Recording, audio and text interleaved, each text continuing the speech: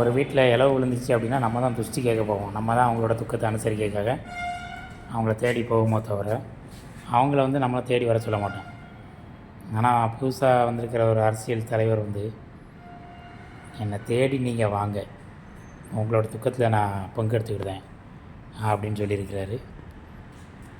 அவரையும் தேடி மக்கள் போயிருக்கிறாங்க.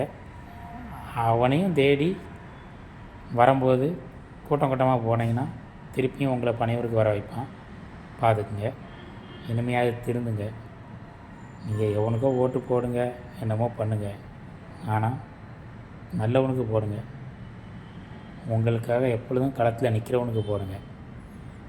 அன்றைக்கி இந்த மாதிரி இவ்வளோ பேர் இறந்துட்டாங்களே அப்படின்னு ஏர்போர்ட்டில் கேட்கும்போது அவன் பாட்டில் மூஞ்சி திருப்பிக்கிட்டு போகிறான். இன்னும் அவன் பின்னாடி போனீங்கன்னா அங்கங்கே சாவடிச்சிட்டு மாமல்லபுரம் வாங்க, பனையூர் வாங்கன்னு சொல்ல போகிறான். பார்த்துக்குங்க.